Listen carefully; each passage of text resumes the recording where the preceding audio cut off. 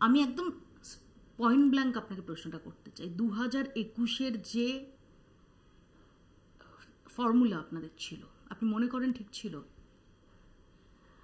তৃণমূল থেকে যারাই এসেছেন, হ্যাঁ আমি ডেফিনেটলি প্রমিনেন্ট যারা, শুভেন্দু অধিকারী, রাজীব বন্দ্যোপাধ্যায়দের কথা বলছি না, যারাই এসেছেন তাদেরই প্রায় টিকিট দেওয়া, একাধিক অভিনেতা অভিনেত্রীকে টিকিট দেওয়া।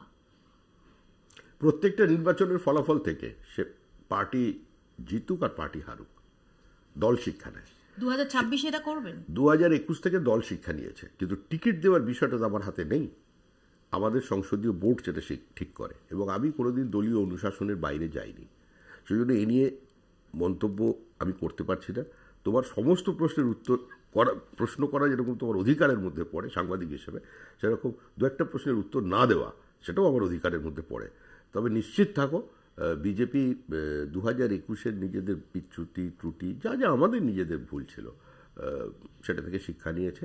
কারণ স্বাধীন ভারতের ইতিহাসে অমিত শাহ থেকে বড় ভোট স্ট্র্যাটেজিস্ট কেউ জন্মায়নি। এটা আমি গর্বের সঙ্গে, এটা আমি বিশ্বাসের সঙ্গে বলি, এটা আমার বিশ্বাস। কেউ আমার সঙ্গে ভিন্ন মত হতে পারেন, তাদের কিছু যায় না, তাকে আমি আক্রমণ করবো এরকম কোনো বিষয় নেই। তিনি বলেছিলেন 200 হতো, ওটা আমাদের ভুলে হয়নি, এবং এবার পারাপার হয়ে যাবে, আর এবার থাকবে না। তৃণমূল হারছে, তৃণমূল হারতে চলেছে।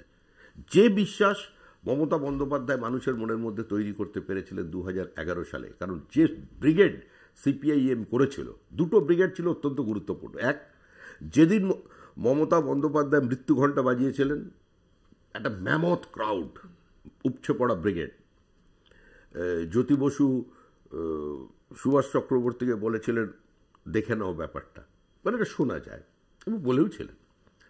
তার কয়েকদিনের মধ্যে সিপিআইএম একটা ব্রিগেড করে, এবং সিপিএমের ব্রিগেডের স্লোগান ছিল দেখে নেবে মমতা সিপিআইএমের ক্ষমতা। এই ব্রিগেডটা ছিল গুরুত্বপূর্ণ, দেখার মতো। আরেকটা ব্রিগেড তারা করে 2011 সালে। ওই ব্রিগেড প্যারেডের সংখ্যা দেখে কেউ মনে করতে পারেনি যে এই দলটা হারতে চলেছে, এই সংগঠনটা ভেঙে যাবে। এবং রাজনীতিতে ল্যাটারাল এন্ট্রি নেওয়া একজন আমলা, যিনি ওই 21শে জুলাই গুলি চালানোর অর্ডার দিয়েছিলেন, তার কাছে দলের একমাত্র মুখ বুদ্ধদেব ভট্টাচার্য তার পরিচ্ছন্ন ভাবমূর্তি দলের বিপরীত অবস্থানে গিয়ে একটা আধুনিক দৃষ্টিতে নতুন প্রজন্মকে দেখা, এবং সর্বোপরি এ রাজ্যে শিল্পায়নের একটা প্রচেষ্টা করা, সেই বুদ্ধদেব ভট্টাচার্য ওই ধরনের একটা বড় মার্জিনে হেরে যাবে, এটা ভাবা যাচ্ছে না। আর এখন দেখুন, মুখ আর মুখোশ নিয়ে কোনো ব্যাপার নেই। আমার দলে আমি কাউকে মুখ করে নির্বাচন লড়বো কি লড়বো না সেটা বিষয় নয়। মানুষ পরিত্রাণ চাইছে, বাংলা বাঁচতে চায়।